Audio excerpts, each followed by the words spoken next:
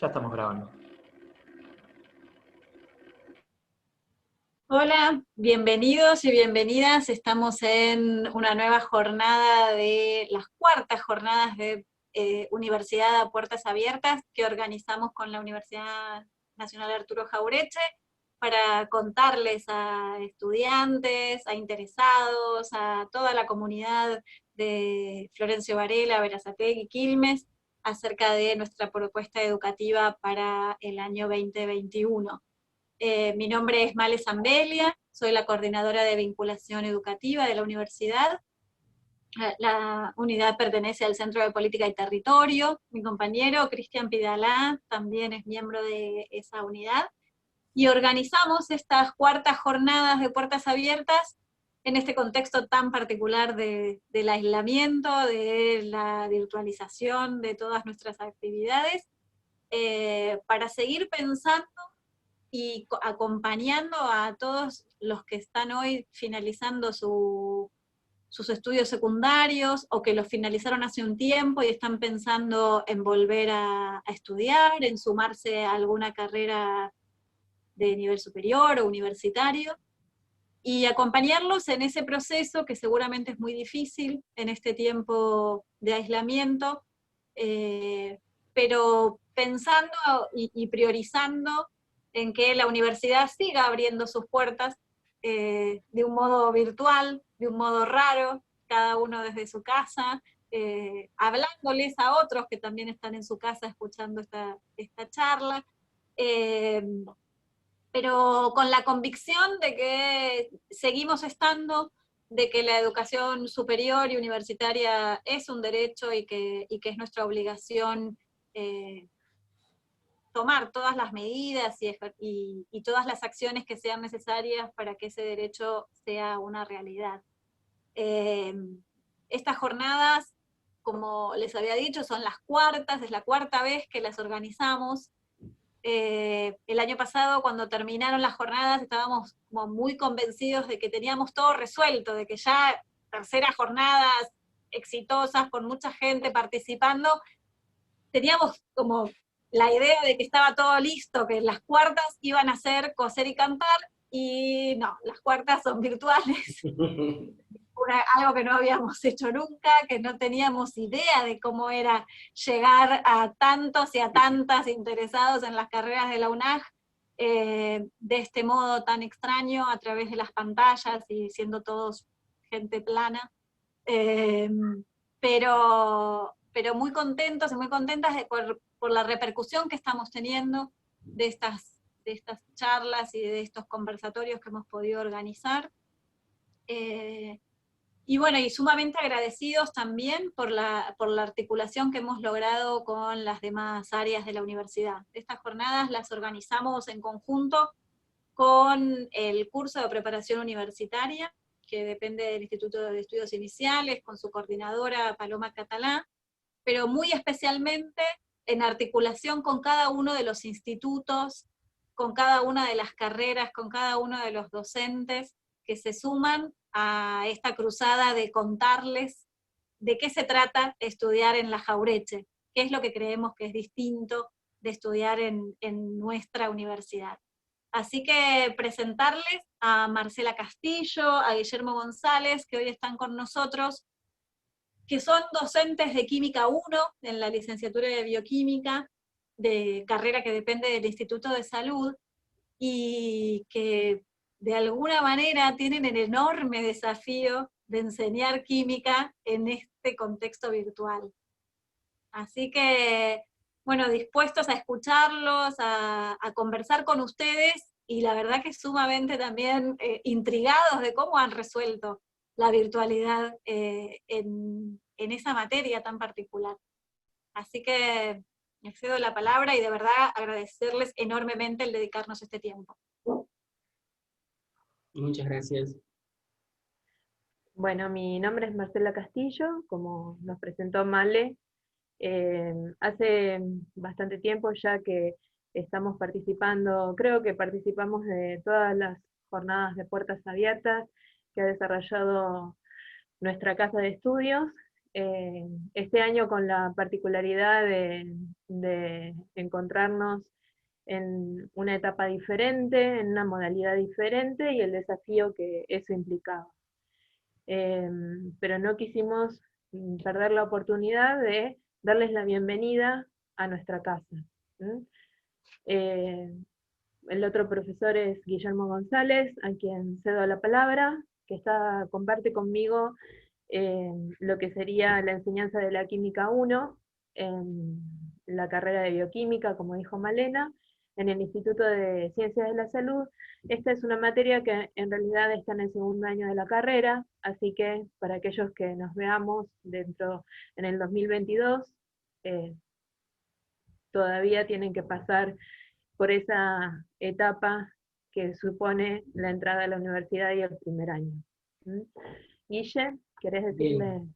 Sí, ¿qué tal? Buenas tardes. Bueno, como decía Marcela, les damos la bienvenida a esta charla que hemos propuesto. Y el año pasado hicimos un taller dinámico, interactivo, que trabajaba el tema del color y la química.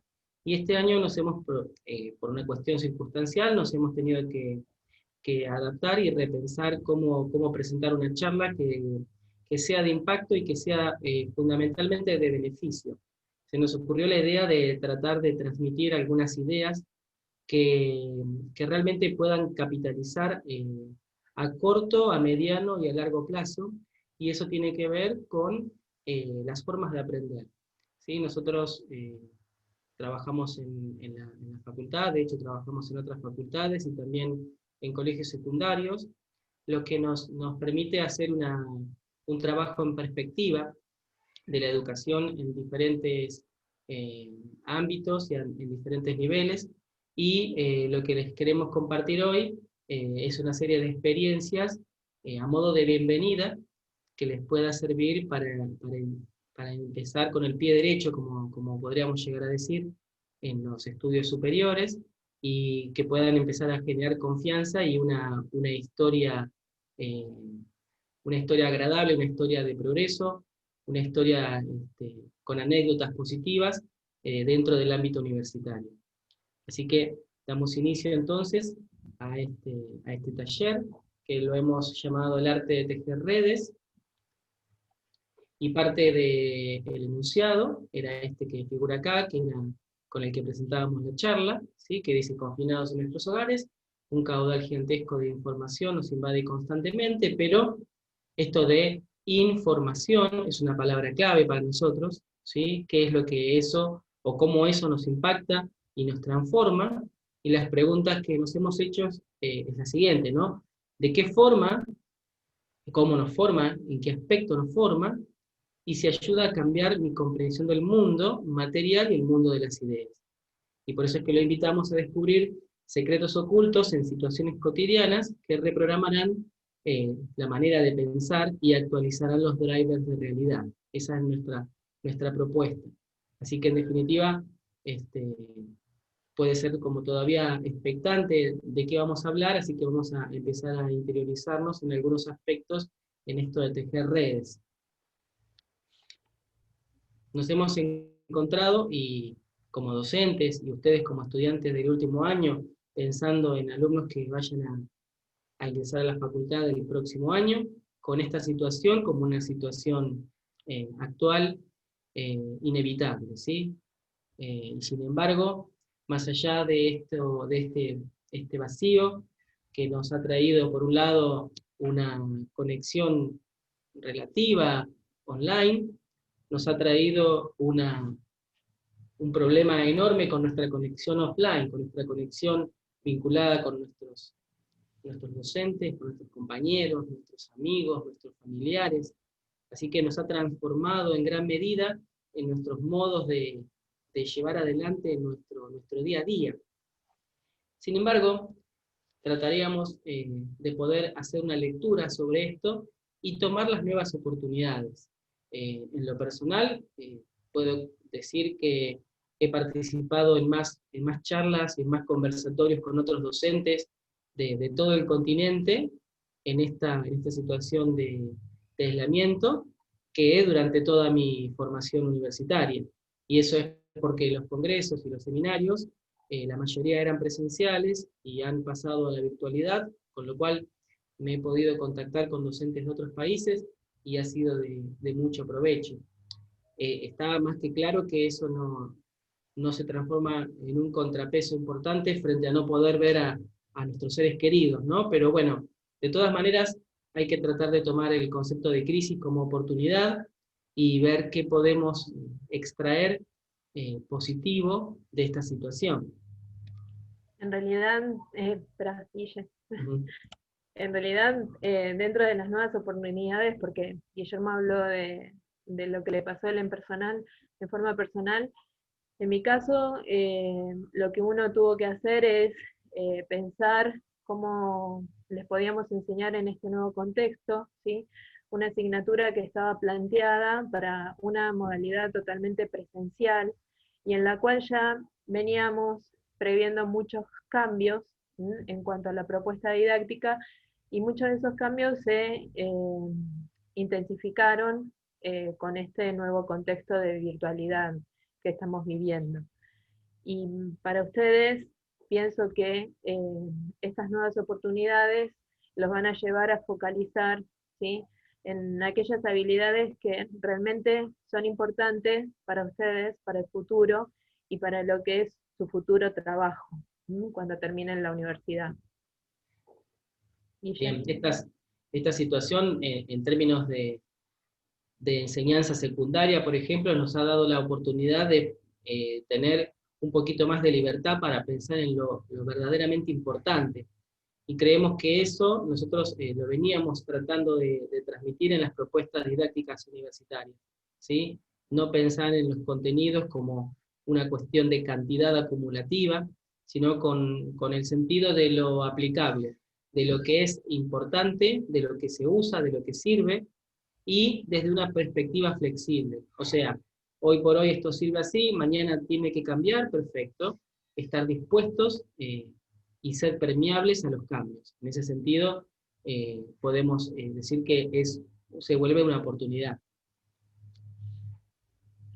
Si nos ponemos a pensar lo que decía el Foro Económico Mundial en el año 2016, o sea, hace tan solo 4 años ellos postulaban que el futuro de los empleos y las competencias en el 2020 iba a requerir de 10 habilidades que son estas que están indicadas en esta diapositiva.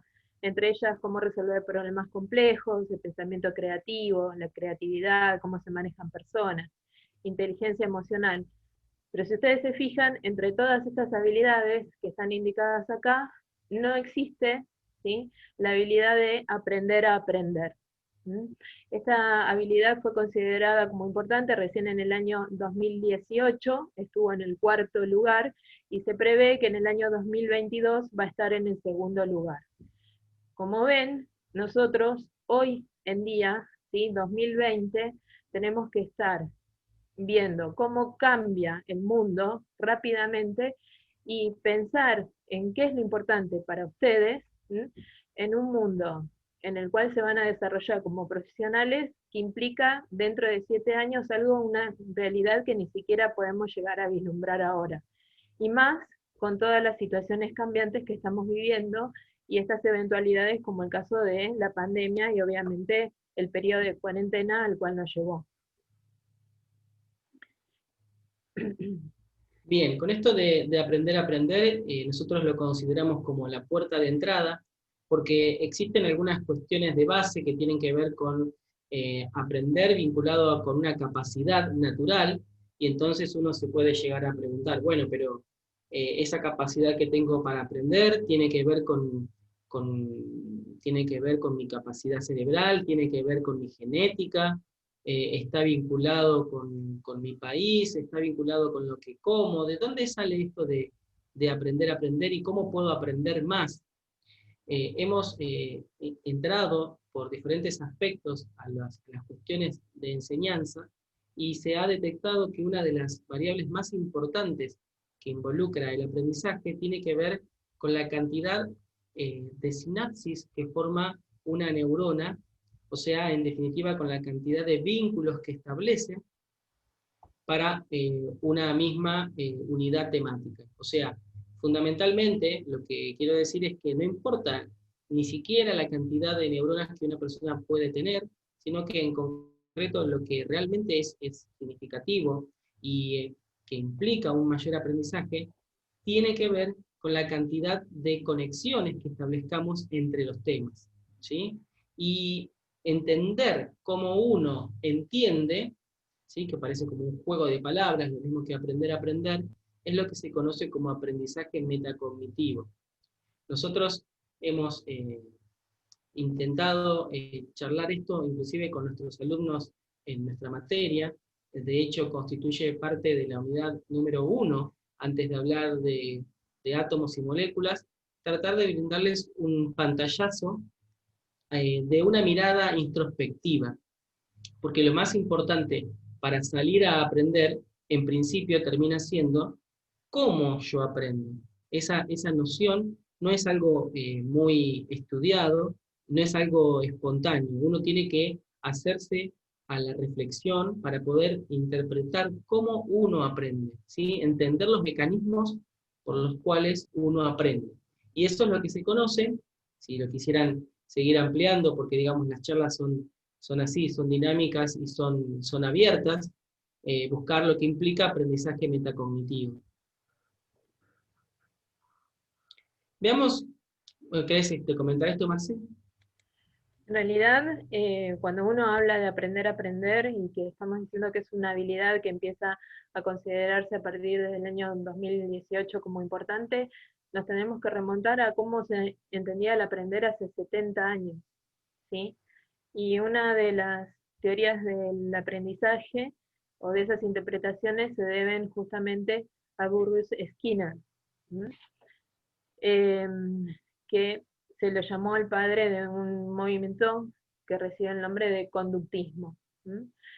Y en este movimiento, ¿sí? O en esta forma de entender el aprendizaje, básicamente se pensaba que el alumno respondía en forma pasiva a todos los contenidos que les enseñaba el profesor, y no ponía mucho de parte de él, sino simplemente un modelo repetitivo, y, ¿cómo podemos decir?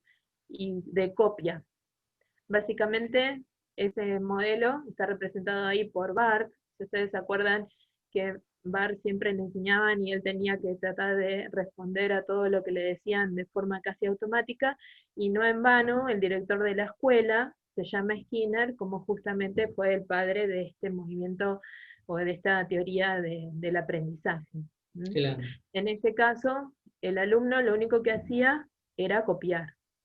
Básicamente, este es un modelo, ¿sí? Que a pesar de haber nacido hace 70 años, todavía sigue vigente en muchas aulas, y básicamente se reproduce en aquellos casos en donde las clases se llaman magistrales, que ocurre en muchos espacios de los estudios superiores. Justamente en esos casos, porque es magistral la clase que da el profesor. Se para adelante en una tarima y empieza a hablar, ¿sí? Sin que los alumnos participen demasiado en la charla que él está dando, y él es el único poseedor del saber. En ese caso, la clase se llama magistral porque se supone que después de que una persona con tanta experiencia da una clase de esas características, no queda duda de que el alumno tiene que aprender de la misma manera. Es decir, responder a esa enseñanza. Pero esto no es así.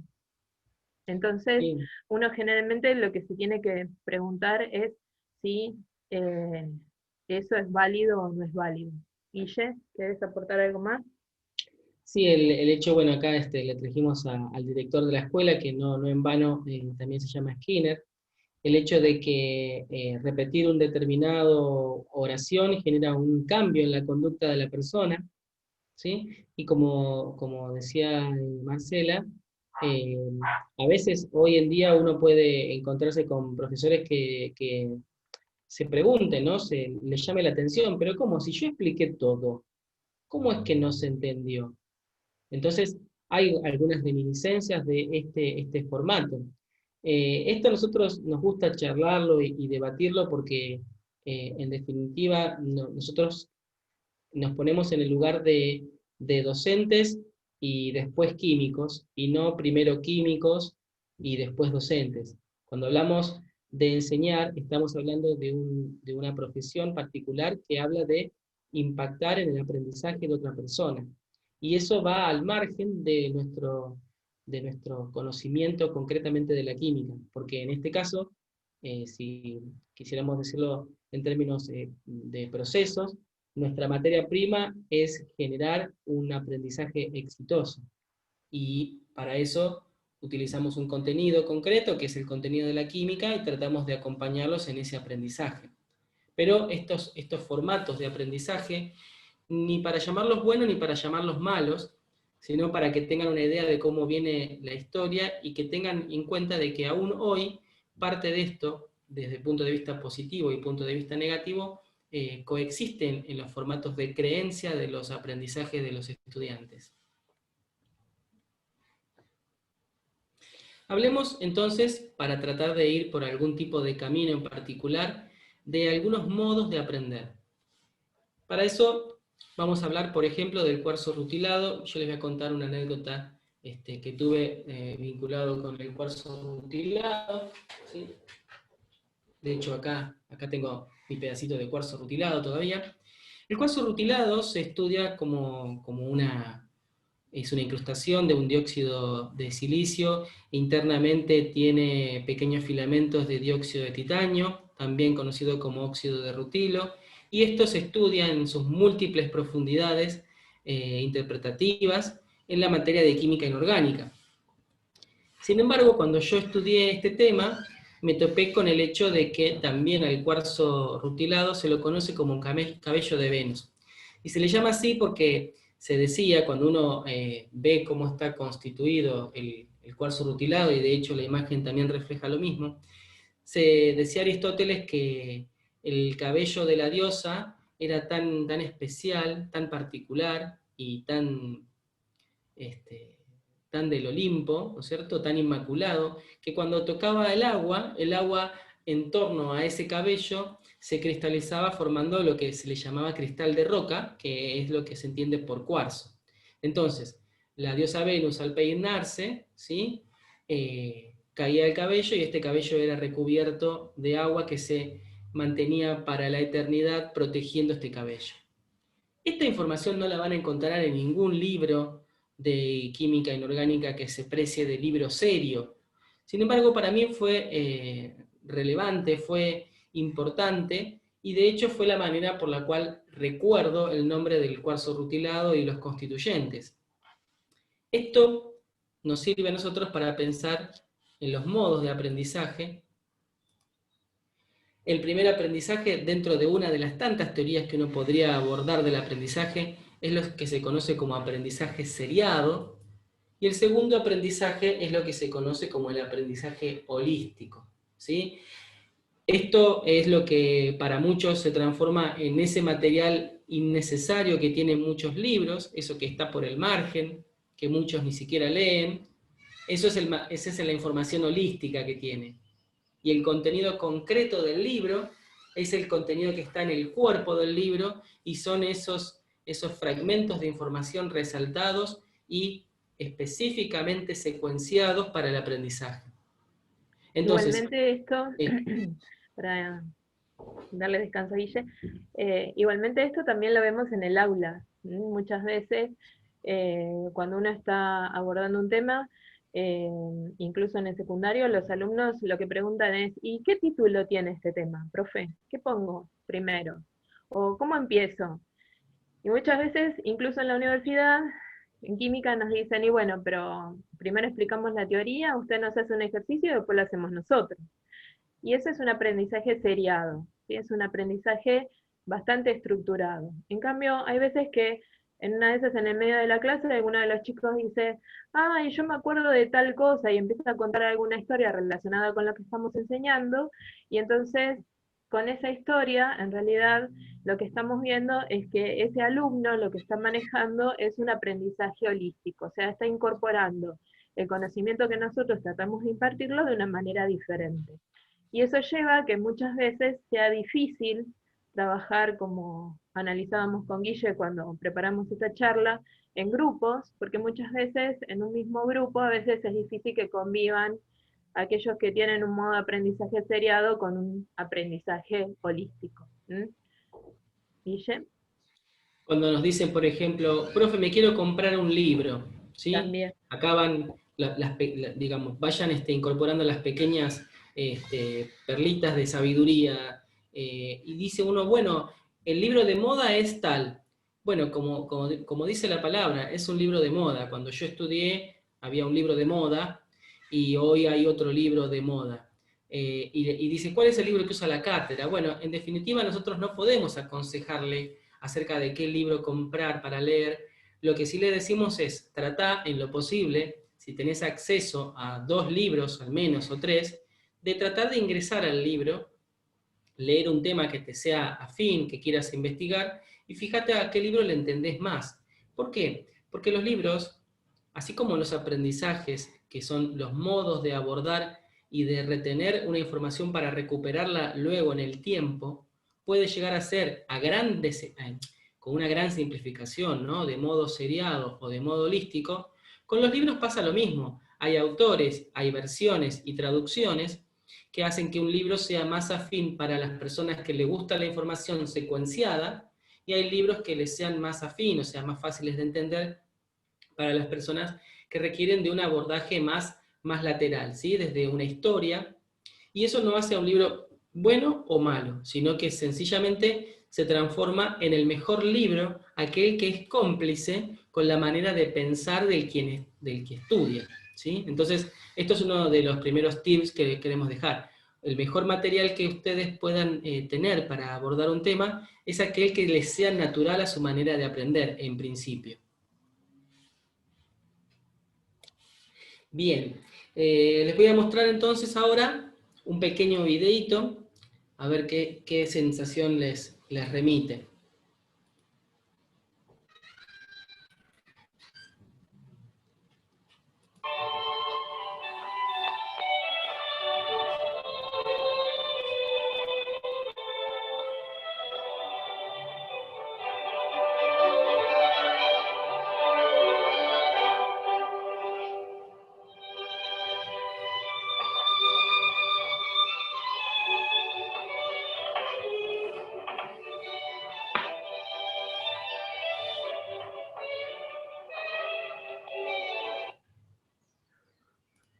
Bien. Cuando Guille me mostró ese video por primera vez, en realidad también lo usamos en clase, por eso que les dice él que en realidad gran parte de las primeras clases de la materia es justamente abordar esto de qué forma aprendemos a aprender. Y una de las cosas que nos contestaron los chicos, incluso yo cuando lo vi, es que la nena, ¿sí? A pesar de que estaba copiando algo y que parecería que siguiera el modelo de Skinner, ¿no? Donde simplemente copia otro, hay una gran diferencia, ¿sí? Porque la nena está completamente motivada por lo que está haciendo, ¿sí? Es llevada a tocar el violín, no le importa equivocarse, ¿sí? Está como aislada en su mundo, no importa que haya otro filmando al lado, ¿sí? O sea, es un deseo importante el que tiene de aprender. Y todo eso, ese video nos lleva a ver o analizar en qué consiste el proceso de aprender o qué tipo de proceso es el de aprender. Y en principio podemos decir que es un proceso individual, ¿sí? El proceso de aprender solo está en la cabeza del que aprende. Y el proceso de enseñar solo en la cabeza del que le está enseñando. Y muchas veces que alguien enseñe algo no implica que la otra persona lo vaya a aprender. ¿Sí? Puede favorecer el aprendizaje, pero no es una condición necesaria para que ese aprendizaje se produzca si la persona que va a aprender no está motivada, ¿sí?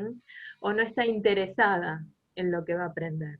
Por eso lo de la nenita. Por eso muchas veces en la clase de química nosotros necesitamos, ¿sí? Y que ustedes se interesen o se motiven, y no solo en química, en cualquier cosa que vayan a aprender es lo mismo. Por eso nosotros esta charla, ¿sí? Si bien la estamos dando nosotros que somos profesores de química, esto de aprender es algo extensivo a cualquier contenido que ustedes vayan a trabajar. Aparte de ser un proceso individual, es también un proceso, ¿sí?, que se dice que es de asimilación. ¿Por qué de asimilación? Porque nosotros es como alimentarnos. Cuando uno nos alimentamos, incorporamos alimentos que generalmente son muy complejos, ¿sí? De hecho, por ejemplo, si comemos pastas, son hidratos de carbono, y esos hidratos de carbono, cuando entran en la boca, lo que les va a pasar es que se empiezan a degradar, ¿sí?, a separar en sus componentes principales, y esos componentes después pasan a formar parte de nuestro cuerpo, a darnos energía. Pero sin esa transformación, ese proceso no es viable. En el caso del conocimiento es más o menos lo mismo, es decir, yo voy a incorporar contenidos complejos, pero esos contenidos complejos necesitan ser transformados e incorporados a las estructuras que nosotros vamos teniendo preparadas para ese contenido que aparece nuevo en nuestra cabeza. Por eso se dice que es asimilación. Y es un proceso activo, como puso ahí Guille, ¿sí? ¿Por qué? Porque es un proceso que implica que cada uno, ¿sí?, tiene que poner lo mejor de sí en eso. O sea, volvemos al caso de la nenita, ¿sí? Si ustedes no ponen ese contenido, esa actitud de parte de ustedes, es imposible aprender. Nosotros podemos estar enseñándoles 1 hora, pero sin ese componente de parte del que está sentado delante de nosotros, el aprendizaje no se produce. Por eso es que no hay a veces buenos o malos profesores, ¿sí? La idea es que necesita darse esa conjugación de parte del profesor y también del alumno que va a recibir ese contenido, estar en armonía o sintonía, como en el caso de los libros. Y Guille ahí tiene una historia para contarles, ¿sí?, que es el síndrome del profesor particular. El síndrome del profesor particular lo hemos vivido y muchas veces contamos anécdotas porque creemos que desde las anécdotas personales tenemos un mayor acercamiento a la vida de las demás personas, y esto de poder contar historias en situación de aislamiento, en lo particular y en lo profesional, me ha servido mucho, ¿sí?, de contar historias, ¿sí? A veces el profesor, en su rol de profesor, en su rol de actor educativo, actúa un personaje, pero es cuando se vuelve permeable, cuando ese profesor realmente se llega a más, ¿no es cierto? Y puede trasladar sus experiencias, pero como decía Marce, tiene que haber una comunión, ¿sí? Tiene que haber un acuerdo entre el plantel de las personas que intentan aprender algo y el que está en ese momento tratando de enseñar algo, que puede ser docente-alumno, alumno-alumno, desde alumno a profesor, desde profesor a alumno, eso es irrelevante. El punto es cuando alguien quiere dejarle una enseñanza a otra persona. Y el síndrome del profesor particular lo hemos vivido muchas veces. Antes de ir a trabajar a un colegio y entrar a la 1 de la tarde, por ejemplo, hemos dado clases particulares en nuestros años mozos de educación particular, y bueno, y vos les explicabas un tema y te decían, ay, gracias, me dijiste la fórmula justa porque yo así lo reentendí. Ahora voy y rindo y me saco 10, yo la materia me la saco de encima. Van y aprueban y te llaman por teléfono, te mandan un mensaje. Me han regalado hasta una torta de chocolate, que Marcela la ha visto, una torta enorme, porque era la persona salvadora, era la persona más clara del mundo, era una especie de Gandhi de la educación. Sin embargo, yo me iba muy contento a la clase con mis propios alumnos, 20 estudiantes de la edad de mi alumno particular, que vivían en el mismo barrio, y había una diferencia radical. Ahora esos estudiantes eran mis alumnos. Entonces automáticamente yo entraba al aula y explicaba contento lo mismo, con la misma intensidad, con el mismo ejemplo a mis propios estudiantes. El tema era incomprensible. Entonces es ahí donde se me ocurrió este término del síndrome del profesor particular. Porque si cada estudiante sentado en su silla en la escuela se desvinculara del hecho de tener que estar en la escuela y tener que escuchar a su profesor asignado, y pudiera verme como el profesor particular, entonces aprendería de una forma completamente distinta. Y es ahí donde el sistema, digamos, aprisiona y en cierto punto entorpece el aprendizaje. Y en esto de entorpecer el aprendizaje no tiene que ver con la manera de enseñar del docente y no tiene que ver con cómo es su propuesta didáctica para enseñar determinado tema, sino que muchas veces está vinculado con esta manera del proceso activo o no activo que toma el estudiante de acuerdo a lo que tiene que aprender. Nadie puede ser forzado a aprender. Aprender es algo que consigue ingresar a una persona y solamente tiene picaporte del lado de adentro de la cabeza. Si la persona no abre esa puerta del lado interno, no hay manera que esa información fluya y se construya como una información propia, como decía Marcela, que se transforme en la asimilación, que pase a ser parte de uno.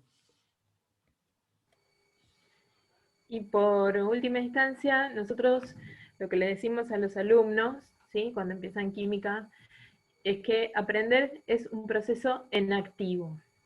¿Qué quiere decir eso? Ustedes pueden ver ahí la imagen de un niño con un montón de reglas, ¿no?, que les dice cómo se puede aprender a andar en bicicleta sin las rueditas, sin las famosas rueditas.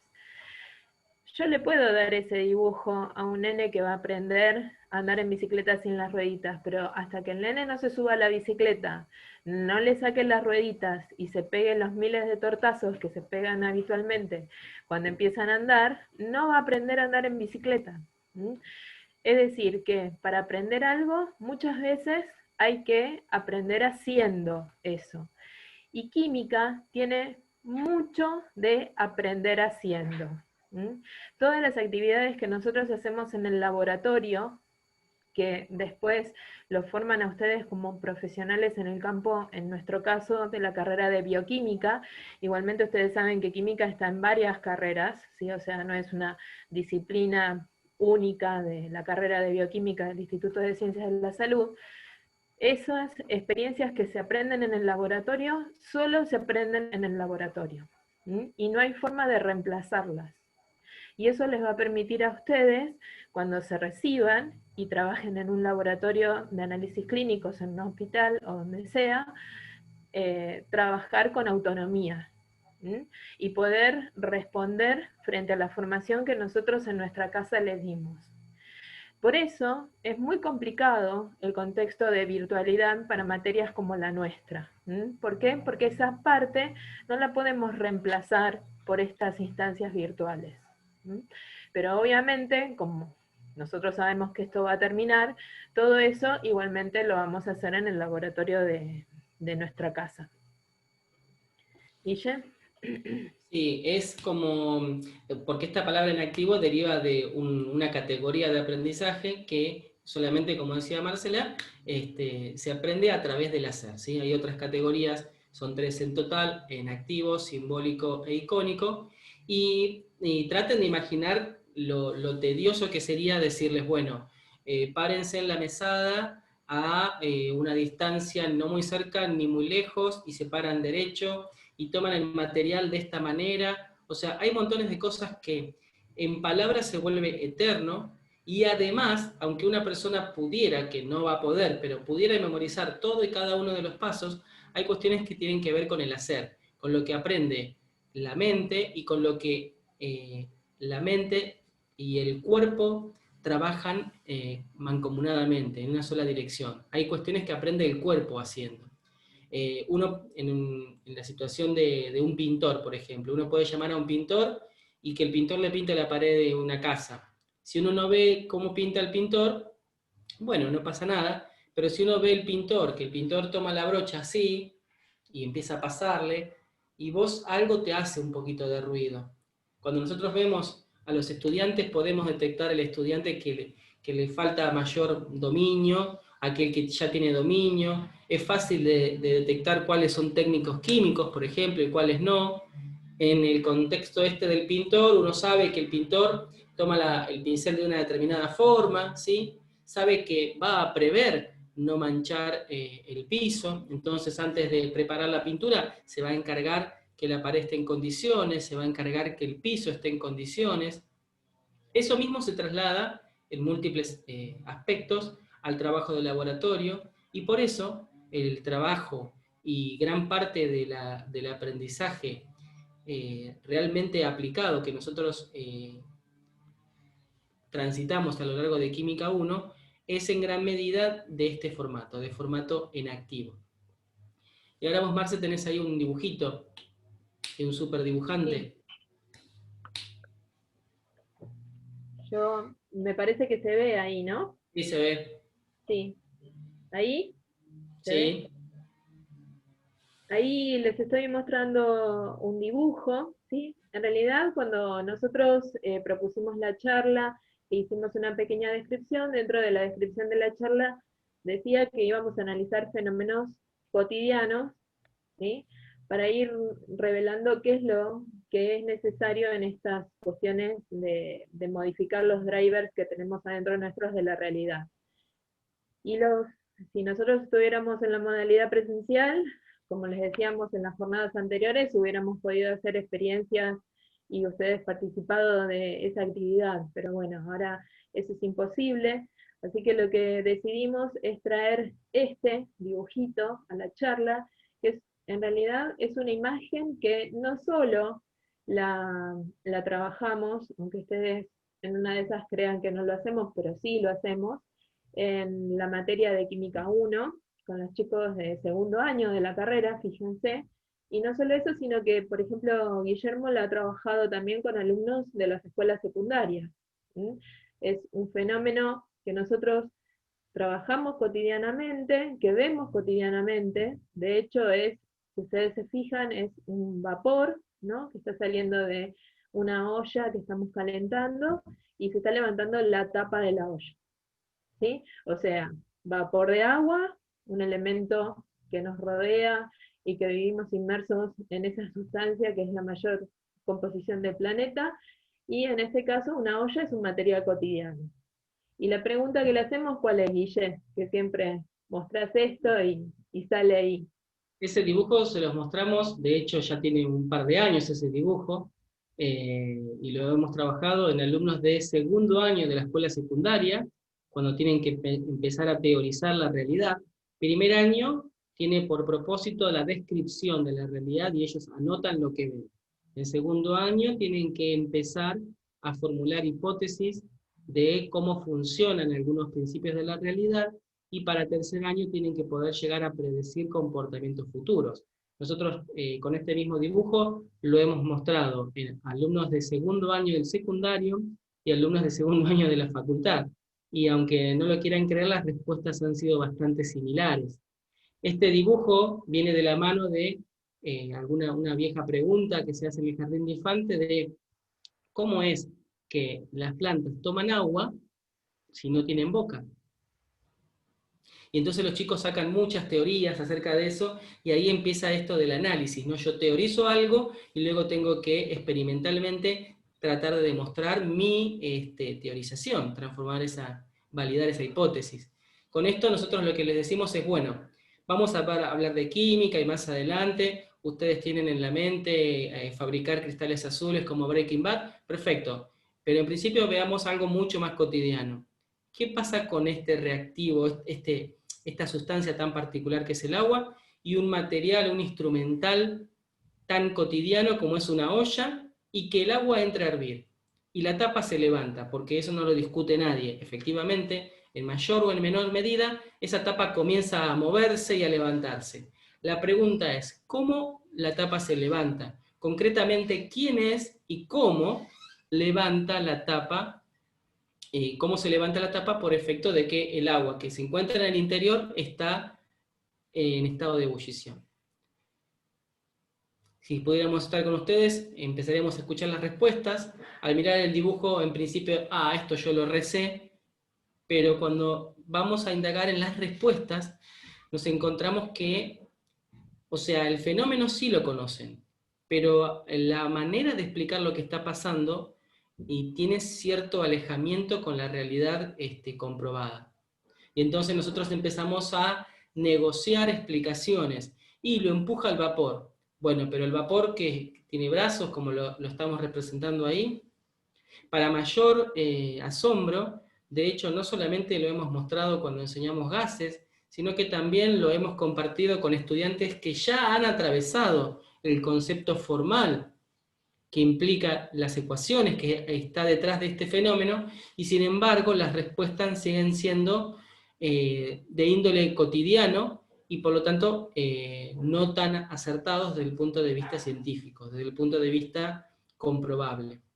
Así que es acá donde le damos esta nueva propuesta de decir, yo conozco la realidad, bueno, sí es correcto, y conozco o interpreto de determinada manera la realidad, y no lo cambio por la sencilla razón que con lo que sé me alcanza. La idea sería trascender eso a nuevas formas de aprender. Después de mostrarle eso, le mostramos este otro. Este hace a las veces de una latita de gaseosa. Todos sabemos que cuando sacamos una latita de gaseosa de la heladera o de alguna otra bebida y la ponemos sobre la mesa, si hace mucho calor, la latita se va a empañar, o lo que comúnmente decimos, va a comenzar a transpirar. Entonces la pregunta es, ¿esta latita qué pasa con esta latita? ¿Tiene calor? ¿Efectivamente transpira?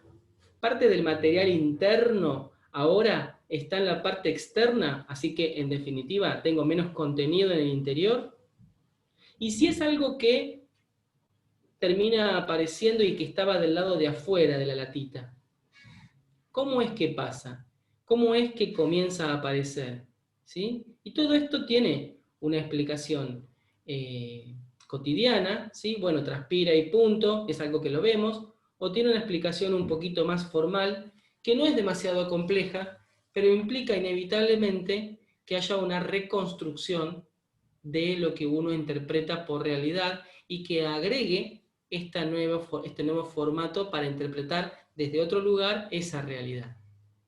Igual la idea no es que ellos se desanimen, o sea, no es que ustedes se desanimen y que uno piense que, bueno, obviamente en segundo año de secundaria estaríamos igual que en segundo año de la universidad.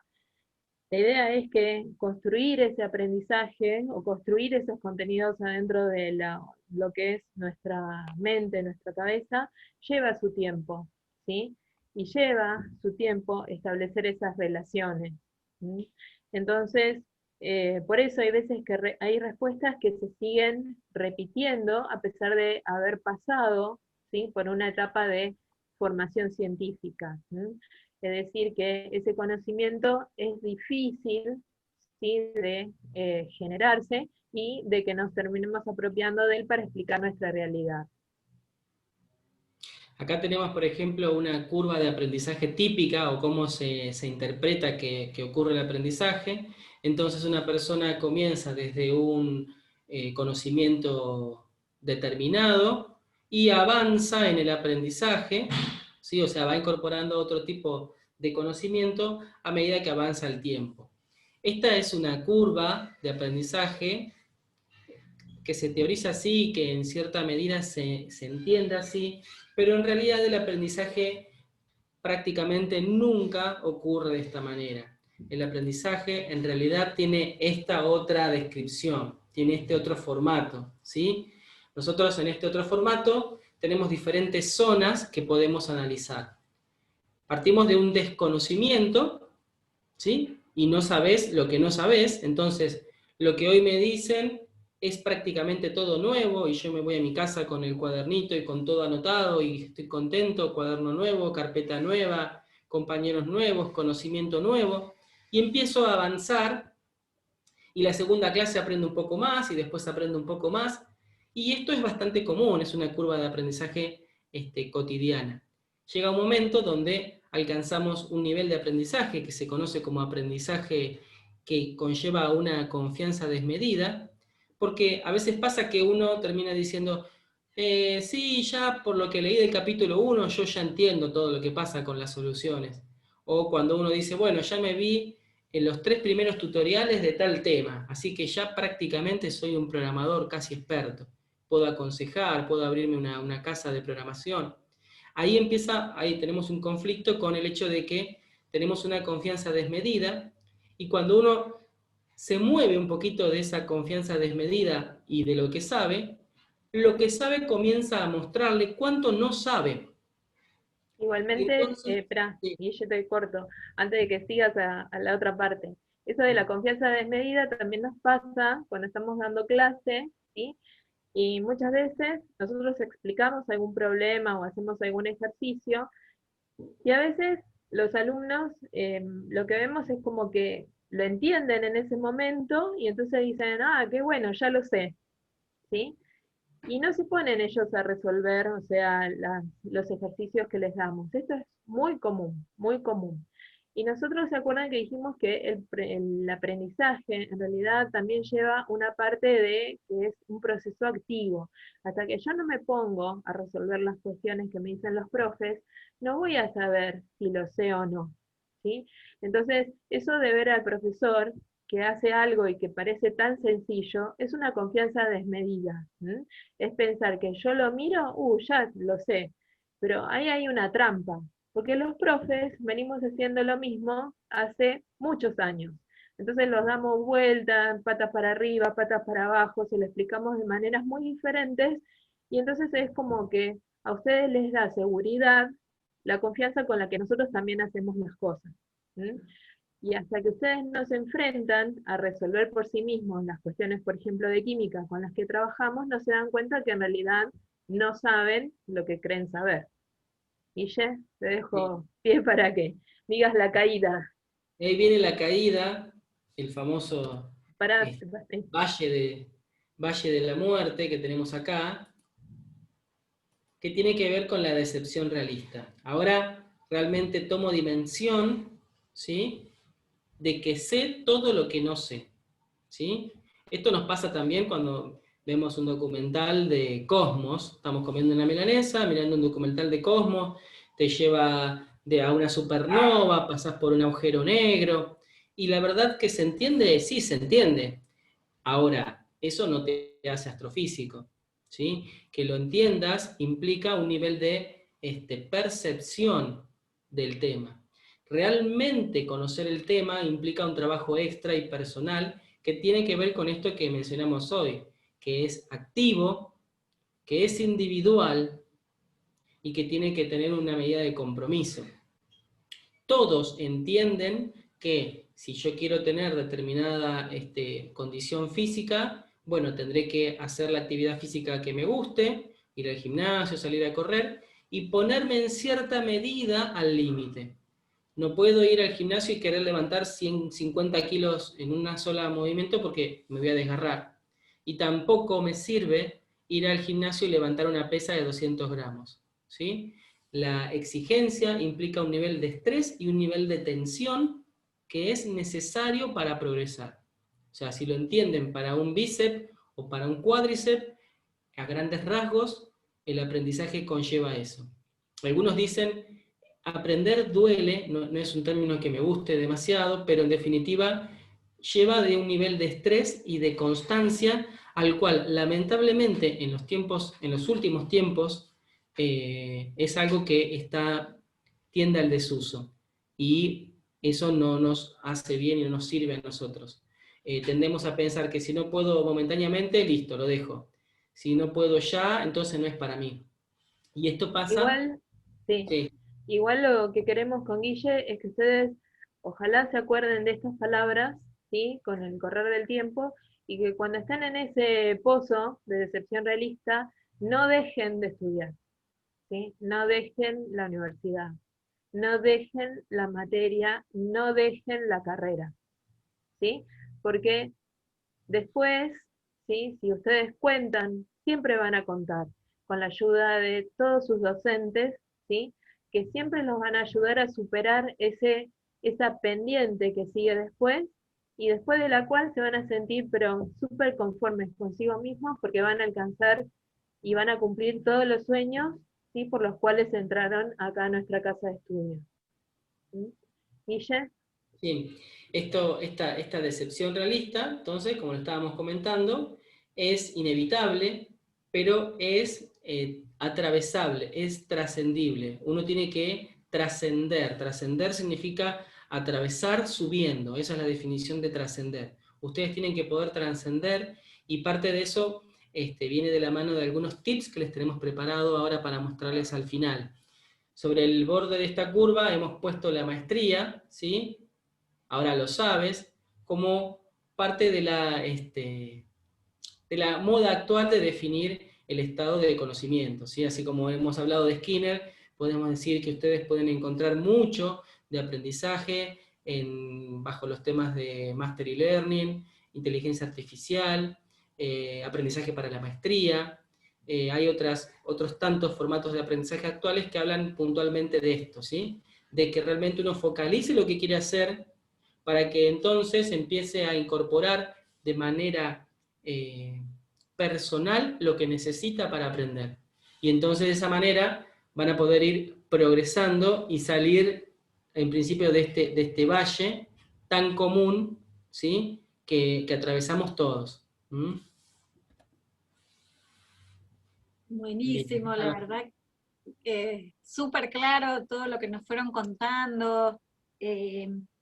Contarles a todos los que están viendo esta charla que en los talleres, digo, Marcela hoy decía, participó en todas las puertas abiertas, Marcela y la cátedra en general de la materia nos viene acompañando en todos los proyectos que se nos ocurren, todos los sabidos y por haber, contando, y nosotros le decíamos que eran los evangelizadores de la química, y recorriendo escuelas y grupos de estudiantes llenos de frasquitos y de cosas para hacer muchas experiencias. Entiendo que la experiencia de la virtualidad, esto que decía Marcela, hay cosas que si no estás en el laboratorio haciéndolas, difícilmente las puedas reponer, pero me gustaría hacerles una de las preguntas que nos hacen mucho los estudiantes, que sabemos que cuando están cuando miran qué seguir estudiando, buscan el plan de estudio, ¿no? Y entonces leen, bueno, a ver, ¿cuántas matemáticas tiene esto? ¿Cuántas físicas? ¿Cuántas químicas? Listo, esta no es para mí, me voy a una que tenga menos. Entonces la pregunta que aparece es, ¿me alcanza con lo que aprendí en la secundaria para cursar esta materia, esta carrera? ¿Tengo que ser técnico químico? ¿Tengo que haberme recibido de una escuela técnica con especialidad en química para poder atravesar este proceso de aprendizaje que ustedes plantean? ¿Qué les dirían a los que están ahí haciendo como el cálculo de cuántas veces voy a cursar química? En realidad, nosotros lo que partimos es siempre de la idea de que en nuestra casa de estudios, ¿sí? La propuesta que se les hace es una propuesta inclusiva, ¿sí? Y por eso está planificado en lo que serían las carreras del Instituto de Ciencias de la Salud, un primer ciclo, ¿sí? De 8 materias, que los nivela y que les da las herramientas necesarias como para entrar después en todas las otras asignaturas de los años superiores.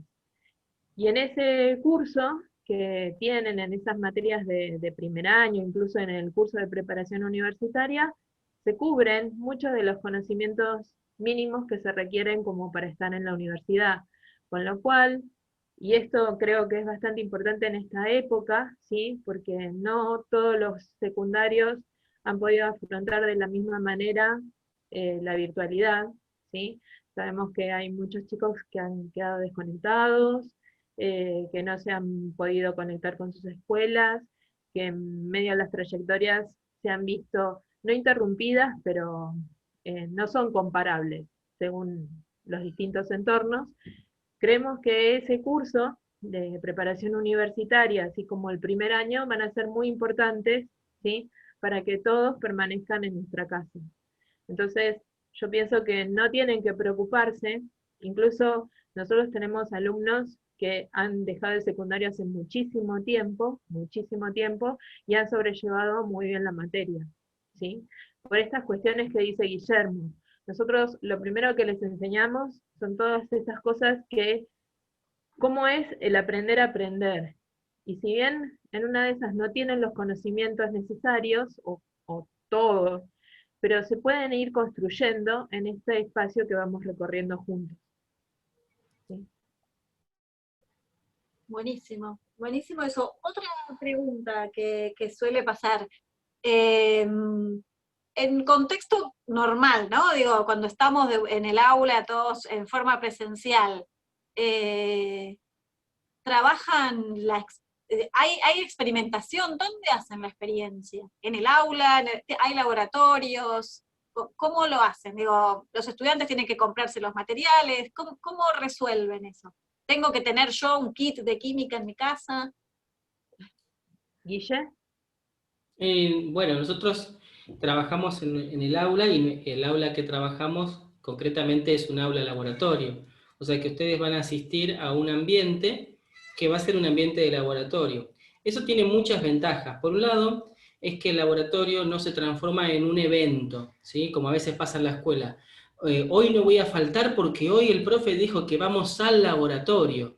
Entonces, es tan grande la situación nueva que parte de la capacidad de concentración se pierde por el mismo hecho de estar en un ambiente nuevo, ¿sí? Eso a nosotros no nos pasa porque cuando trabajamos con los chicos de Química 1, directamente las aulas están equipadas y en definitiva es un laboratorio aula donde ellos algunas veces tienen clases teóricas, otras veces tienen laboratorio y a veces hacemos una parte y una parte, así que en definitiva todo lo que necesitan para aprender, para estar en contacto y familiarizarse con el instrumental, así como con las reacciones químicas y los procesos que tienen que aprender desde el punto de vista práctico, están constituidos íntegramente en las aulas de trabajo.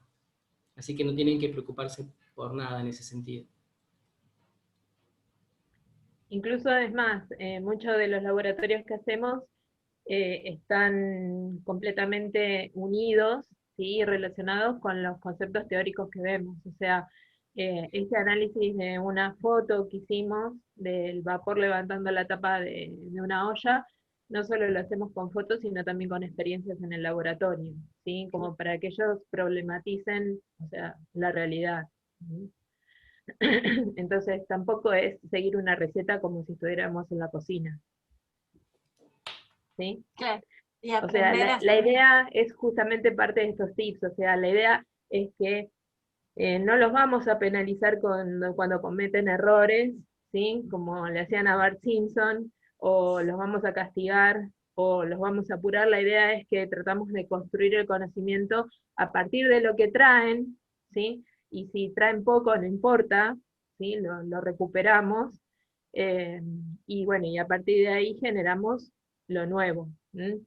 Por eso, lo que nosotros hacemos en Química 1 no es culpar al secundario de lo que no tienen, ¿sí? O sea, no, nuestra idea es articular con el otro nivel y compensar todo lo que no se haya podido ver por alguna cuestión que es a veces muy independiente de la escuela, del alumno, de la situación económica. O sea, hay muchos factores que influyen y nosotros en realidad lo que queremos es que todo eso no sea eh, como alguna brecha, ¿sí? O un impedimento para que alguien pueda seguir su carrera.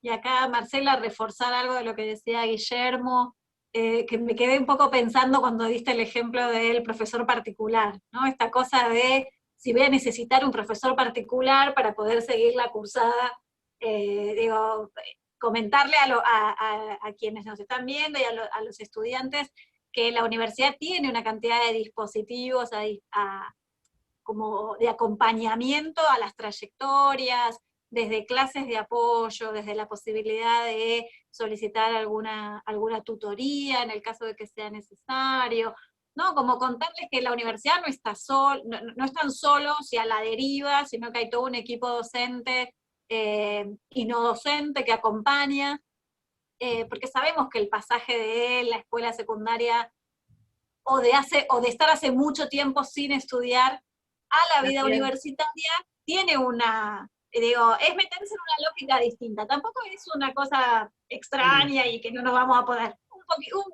mes, 2 meses y entendimos las lógicas y seguimos, todos la hemos atravesado y acá estamos felices y contentos invitándolos a que se sumen, ¿no? pero que sepan que la universidad tiene una cantidad de dispositivos. A veces resuena mucho esta idea de, bueno, en la universidad vas a hacer un número, no le vas a importar a nadie. No es eso, no es eso la nuestra por lo pronto, no es nuestro proyecto educativo.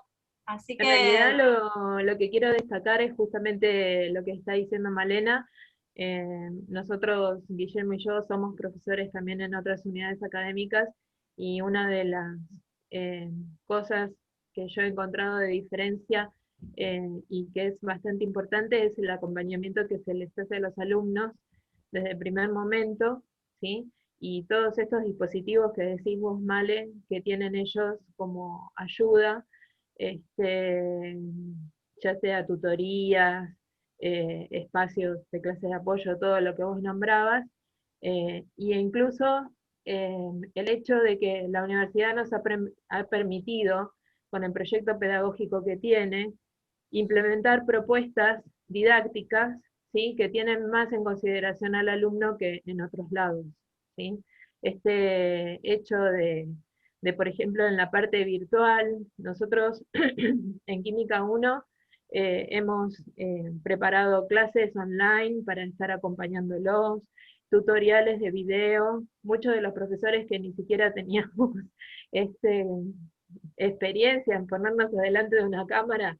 Incluso, bueno, yo en esta charla al principio estaba re nerviosa porque en general me resulta como vos me conocés, Male, siempre le huyo a las fotos y a todo en todos lados, así que bueno, la idea es que todo este hecho de estar delante de la cámara, de hablar y cuestiones a las cuales no estamos acostumbrados, pero los docentes lo hemos hecho con todo el amor del mundo y la pasión de ser docente para que los alumnos puedan seguir, ¿sí?, con su trayectoria académica y no verse aislados. Entonces está desde el material escrito, al material audiovisual, al material online, a los foros de consulta. Es decir, se generaron un montón de espacios, en una de esas más espacios todavía que en el hecho presencial, como para acompañarlos a sobrellevar esta situación que estamos viviendo.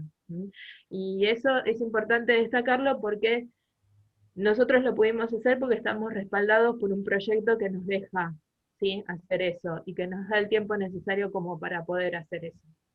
Tal vez en otros lugares uno está más restringido y pasa a tener otro tipo de interacción con los alumnos, ¿sí? Claramente se nota la pasión que le ponen a la tarea de enseñar, se nota la pasión que le ponen también a la química y a lo que enseña, ¿no? Uno tiene que también querer que el otro, querer mucho eso que está enseñando y apasionarse por eso que está enseñando, para que el otro también pueda aprenderlo. Eso se les nota, la idea de puertas abiertas también, desde la vez que la pensamos por primera vez, tenía que ver con mostrarnos, con contar quiénes somos, ¿no? Que el año que viene, cuando lleguen a sus aulas virtuales o presenciales, registren, ¿no? Uy, yo a esa persona la escuché en una charla, ¿no? Que después uno empieza como a recorrer eso empieza a pasar, ¿no? Uno se encuentra cuando das el curso de preparación universitaria en febrero y preguntabas, bueno, ¿y vos cómo elegiste estudiar acá? Yo vi la charla que usted dijo que la carrera tal estaba buena. Y entonces empezar, no es lo mismo entrar a una institución nueva reconociendo algunas caras que sin conocer a nadie. Entonces, de alguna manera, puertas abiertas y puertas abiertas virtual, sobre todo, porque nos van a ver todas nuestras caras repetidas un montón de veces, tiene ese objetivo, que nos vean, que sepan quiénes somos, qué pensamos, y sobre todo bueno, que estamos en un proyecto inclusivo y que los esperamos y que no solo queremos que ingresen a la universidad, esto no es salir a la pesca, tomando el título de su charla, no es salir a la pesca de estudiantes, sino es que ingresen, que permanezcan, que aprueben, que egresen y que vuelvan como profesionales, como ya graduados a querer seguir transformando nuestro territorio, transformando el lugar donde les toque después desempeñarse. Así Sí, que realmente, una de sí, las cosas que vos dijiste, esto de las jornadas anteriores, yo, a mí siempre lo que me queda eh, como recuerdo, que ahora no se pudo hacer, era, si te acordás, en las primeras teníamos un montón de alumnos de la materia que querían colaborar. De hecho, sí, a veces hasta suena medio raro decir, bueno, está cursando química, una materia re difícil, y así todos quieren participar, hacer algo, mostrar lo que hacen a los chicos que entran. Por eso, cuando empezamos esta charla con Guillermo, en realidad lo nuestro no pasa a veces por la disciplina en sí, ¿sí? Sino que pasa por el contexto que acompaña ese contenido, ¿sí? Y obviamente el contenido se los damos porque es necesario, porque después van a cursar química 2 y química orgánica y todo lo que sigue, y de hecho, si no tienen los conocimientos que nosotros les damos, no pueden seguir adelante, pero la idea de Química 1 es justamente acompañarlos a fabricar ese modo de aprender, ¿sí? Que es importante que sepan. Es lo que, sí, por eso te sí, decía, no, pero es la pasión nuestra, es la de enseñar, ¿no? Básicamente. Nos tocó la química porque nos tocó la química, pero bueno, básicamente es eso. claro, sí, sí, tal cual, Eh, ¿no? Cada uno poder apropiarse de su propio proceso de aprendizaje, de la construcción del conocimiento, y algo que me parece que también queda claro en casi todas las charlas, en casi todos los conversatorios, en que también creemos que la construcción del conocimiento es colectiva y que se Ujú. hace con otro, que no es que uno aprende también en y con otros, ¿no? Hay Sí, ahí una circulación del saber, de la palabra, que hace que uno aprenda de otro modo. Y creo que en eso las materias, todas las carreras que han estado pasando por estas puertas abiertas dejan en claro también esa idea. fíjate que una de las cosas que dijimos justamente apoya lo que vos decís, que nosotros no creemos que el docente sea el único que tiene el saber experto, y que Guille, cuando les dijo hace un ratito que uno aprende, no solo aprende del docente, nosotros aprendemos de los alumnos, y los alumnos aprenden incluso de sus compañeros, ¿sí? Entonces, nosotros nos reconstruimos como docentes con Guillermo, cursada a cursada, porque de hecho, si vos agarrás el material didáctico que tenemos ahora, no tiene absolutamente nada que ver con el material didáctico que teníamos en el 2012, que yo recién empecé. Y la visión es completamente diferente, y los problemas que vamos abordando son completamente diferentes y se van actualizando con los alumnos que tenemos, pero porque ellos nos enseñan, nosotros no sabemos todo, ¿sí? No, Y es lo claro. primero que les decimos. Nosotros también aprendemos, sí, aprendemos de ellos. Sí, sí, sí, eso se nota, así que, bueno, para ir cerrando esta charla, la verdad que estuvo súper, súper interesante y disparadora de otra cantidad de preguntas.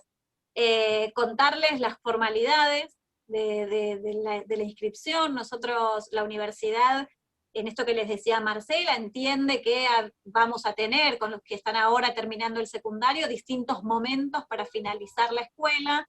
El año calendario va a ser diferente y entendemos que eso va a ser así. Estamos en articulación con las escuelas, pero dejar también la tranquilidad de que, si bien eso lo tenemos en cuenta en lo que tiene que ver con el ingreso, el momento de la inscripción es un único momento para todos y todas, que la inscripción es una sola vez al año, que arranca el 13 de octubre, ya no falta nada, y que se extiende hasta el 13 de noviembre, que todo el procedimiento de inscripción va a ser virtual, que encuentran toda la información que necesitan para inscribirse en la página de la universidad, unaj.edu.ar.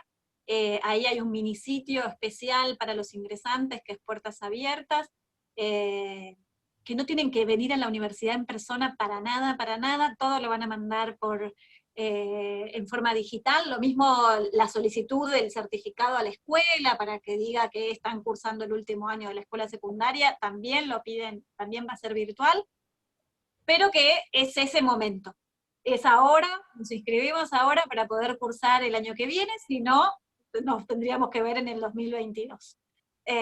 Así que muy atentos con esa fecha, y que después el momento de la cursada, del curso de preparación universitaria, va a depender del momento en el que terminen la secundaria. Eso sí, ¿no? Va a haber quienes lo cursen entre febrero y marzo, la gente que ya está recibida del secundario, que se recibió el año pasado o en años anteriores, y si no, se va a cursar entre marzo y abril, entre mayo y junio, depende las fechas en las que vayan terminando con la escuela secundaria y vayan cerrando ese ciclo. Pero bueno, eso nos parece súper importante tenerlo todos muy presente, porque hay veces que, bueno, parece mucho tiempo, y a veces nos colgamos, y la percepción del tiempo en el ASPO además hace que sea todo mucho más difícil, ponerse una alarma que entre el 13 de octubre y el 13 de noviembre hay que inscribirse para la Universidad Nacional Arturo Jauretche. Agradecerles de nuevo, Guillermo, Marcela, Cristian, que nos viene acompañando en todas las charlas y pelea con la tecnología para que todo salga bien. Agradecerles un montón, y bueno, darles la palabra para lo que quieran cerrar. No, yo en particular, bueno, quiero agradecer que nos dejen siempre tener un espacio en estas puertas abiertas, que para nosotros es re importante darles a conocer a los chicos lo que es nuestra casa, ¿sí? E invitarlos a entrar, es básicamente lo más importante, y que se queden con nosotros hasta el final. Y no sé, Guille, ¿qué querés decir? Bueno, también estoy muy agradecido por poder participar. Yo por lo menos el año pasado estuvimos en la parte presencial, y bueno, invitarlos a que busquen qué es lo que los motiva, y que el hecho de poder tener contacto con esta charla ya marca una diferencia de aquellas personas que no se han puesto a buscar nada para hacer de su futuro. Traten de tener en cuenta que los tiempos cambian cada vez con más velocidad, por lo tanto, todo aquello que se pueda mecanizar, se va a mecanizar a un futuro muy cercano, así que solamente nos queda a nosotros ir por aquello que nos hace humanos, que tiene que ver con ese poder de ser creativo, de ser solidario, de ser cooperativo, y de seguir aprendiendo y de readaptar lo que uno sabe para nuevas experiencias, porque en definitiva de eso se trata, de seguir aprendiendo y de buscar los mecanismos para poder aprender y sentirse contento en aquel ámbito de desarrollo que haya elegido, ¿sí? Sí, muchísimas gracias, en serio, damos por cerrada la charla, y los invitamos a seguirnos. Tenemos una semana más de puertas abiertas, con unos 15, 20 talleres que nos quedan para la semana que viene, así que los esperamos, las esperamos, y después nos encontraremos en la universidad ya como estudiantes y docentes. Muchísimas gracias a todos. No, gracias a ustedes. Hasta luego.